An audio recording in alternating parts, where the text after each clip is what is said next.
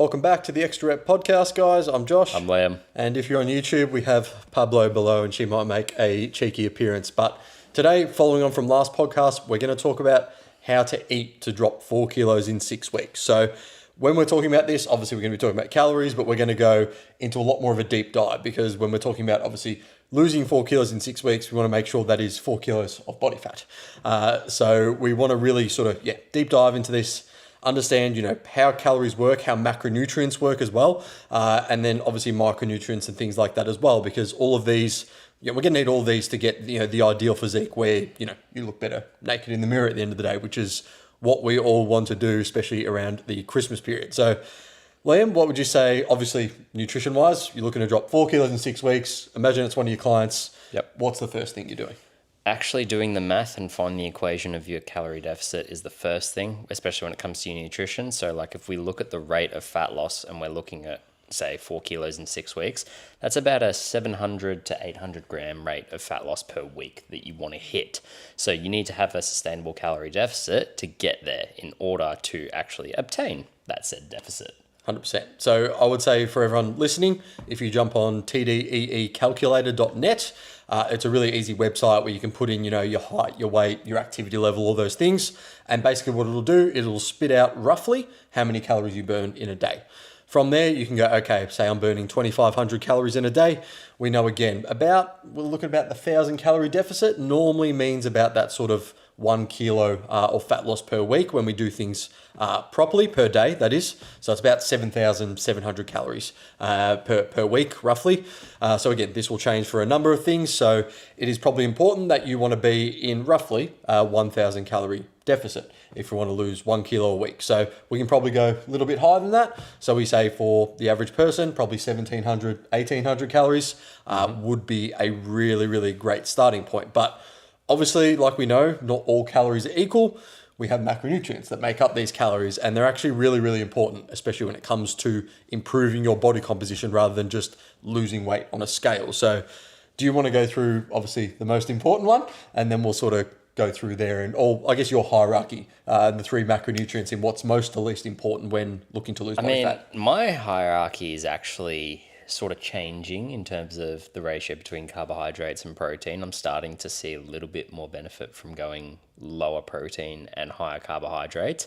But at the same time, if we're looking at, okay, you're in a 1,000 calorie deficit, or even if that's too much for you, let's say you're in a 700 calorie deficit just to purely have a hunger satiation standpoint, then protein would be the number one macronutrient that we need to look at.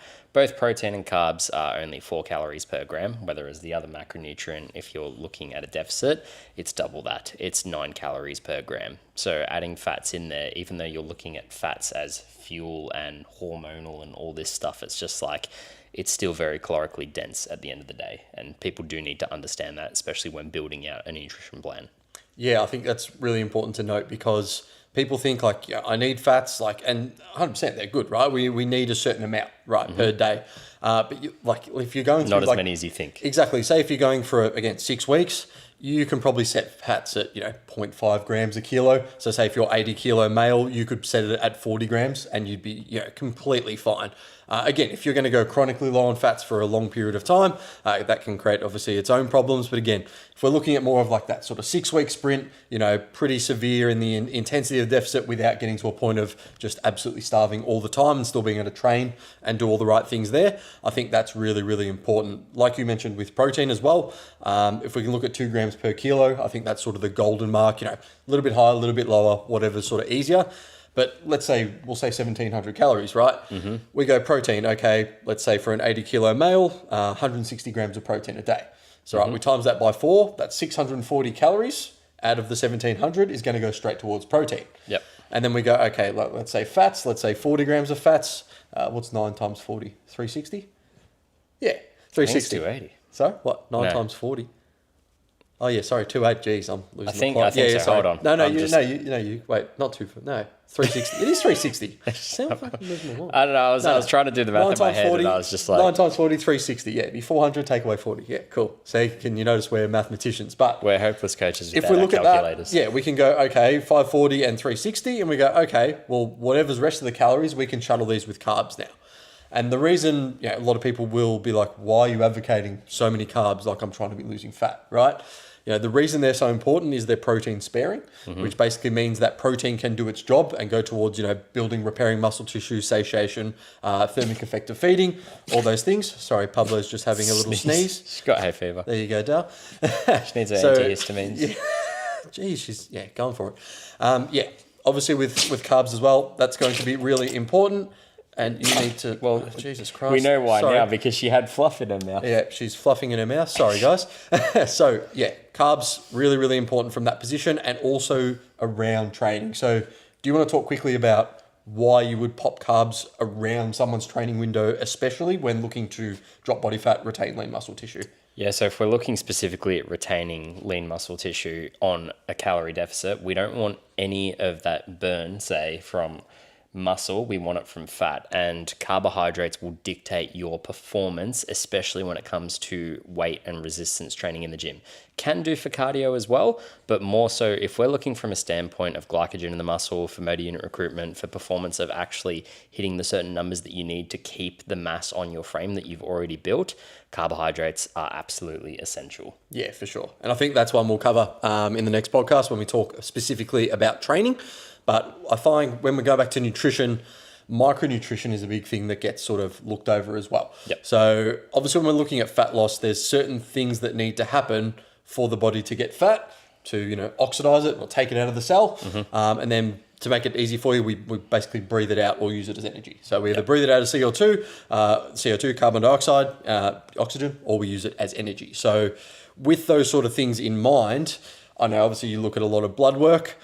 Between the people that you find lose fat, the most efficiently, what are their markers when you're talking about, potential micronutrients that really can affect getting in and getting fat out of the cell? Well, there's no real specific blood work markers correlating to actual fat loss, but in terms of clients' adherence to the diet, how they actually feel mentally, being able to stick to the diet, which also improves other realms of their life, which sleep, all this stuff that does affect fat loss, then micronutrition and especially cognitive performance, right? Like people are super busy this day and age. They work very demanding jobs. A lot of people work full time. Cognitively, they need to be on the ball. And if they're really, really tired and it's not even midday yet, then that's when they look at okay, maybe this diet's not working for me, XYZ, but then you look at what they have for breakfast and it could just be some shit with no micronutrients at all. Yeah. And I think leading into that, when we talk about micronutrients, normally one thing, really sort of pairs well with that, and that's food volume, right? So talking about fiber, talking about the volume of food. So when we talk about the quote unquote good foods for fat loss, don't technically exist, but if we think on a diet, what do we want to eat? We want to eat lean protein. We want to eat heaps of vegetables, fruit, heaps of fiber, grains, all that sort of stuff. So we find when we do eat more of that, we can eat more, the plate's fuller, right? Yep. For less calories. So to make it really simple, a visual representation for you guys, if I'm going to have 200 grams of chicken, 200 grams of rice, and 200 grams of broccoli on a plate taking up my plate, whereas potentially I could have maybe 200 grams of chicken, I could have 50 grams of rice, and I could have 250 grams of vegetables, right? So it'd be the same amount on the plate.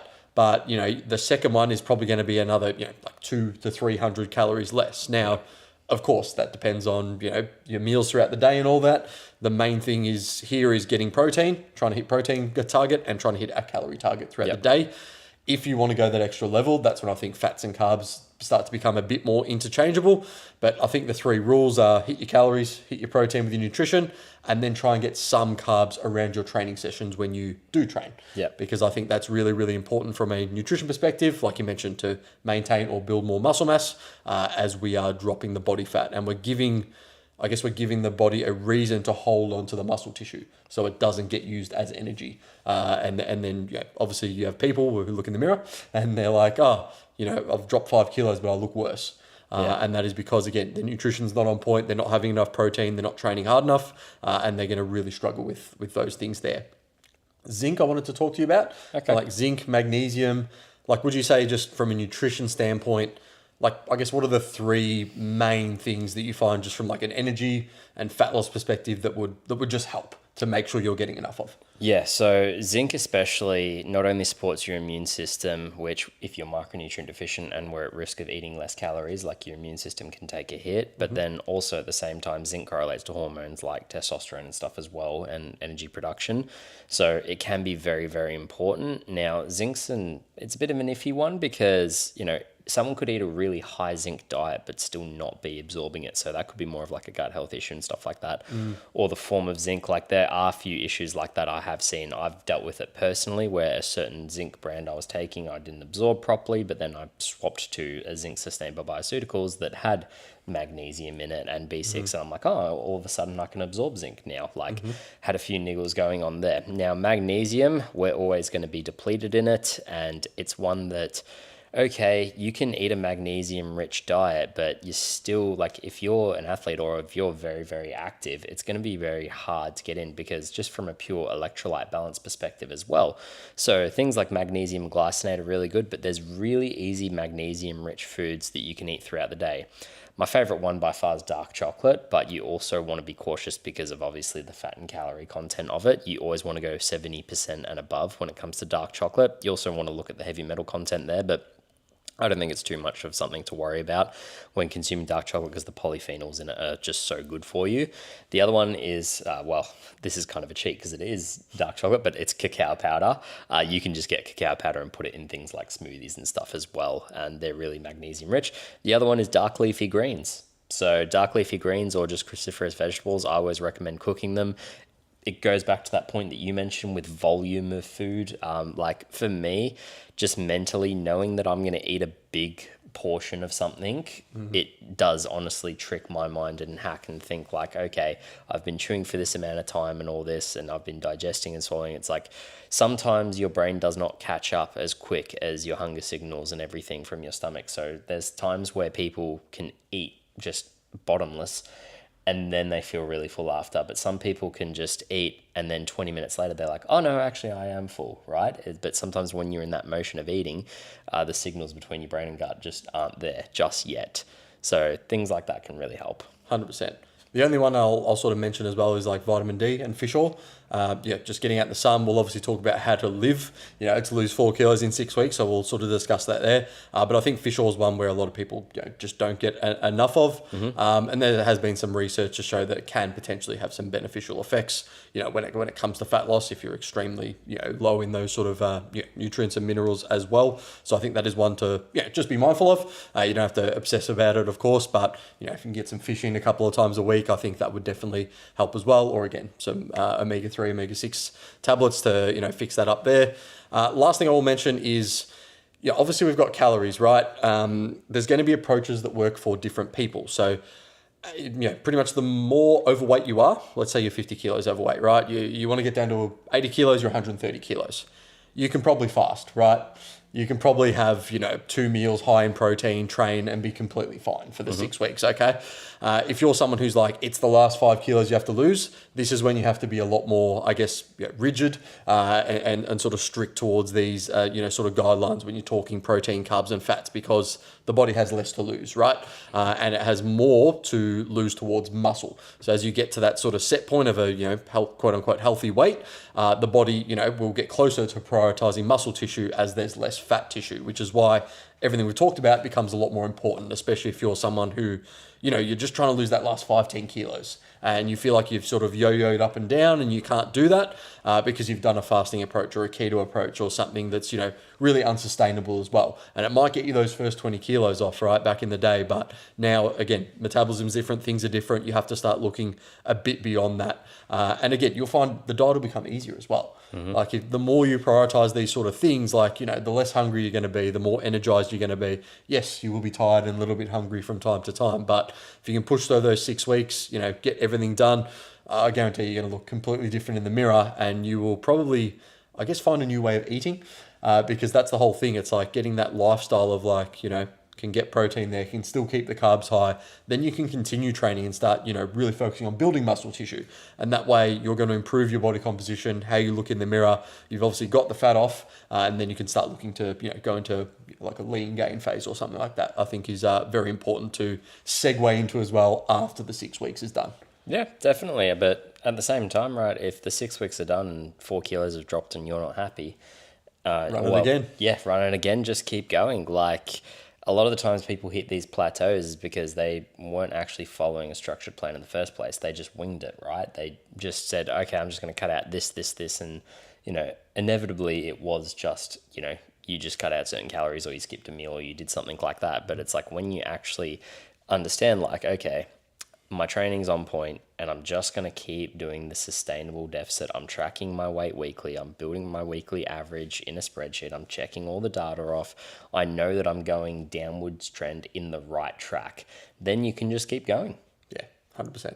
I think that's a fantastic place to leave it, guys. So make sure next week you guys tune in because we will be talking about how to train to lose 4 kilos in 6 weeks. And there's actually plenty to cover there because we see a lot of stuff that people are doing, which not that they shouldn't do, but there's definitely a more optimal way to do this, in the best way possible, whilst you're able to just drop, pure body fat at the end of the day. But again, if you guys need help losing 4 kilos in 6 weeks, you can reach out to any of us, me at Action Fitness Nutrition or Liam at Coach Liam C. Murphy. Love to have you on board in the new year. But again, if you guys have any other questions, any issues, shoot them through to our Instagram as well. We'll answer any questions you have and make them future podcast episodes. But until then, guys, we'll see you in the next podcast. See you guys.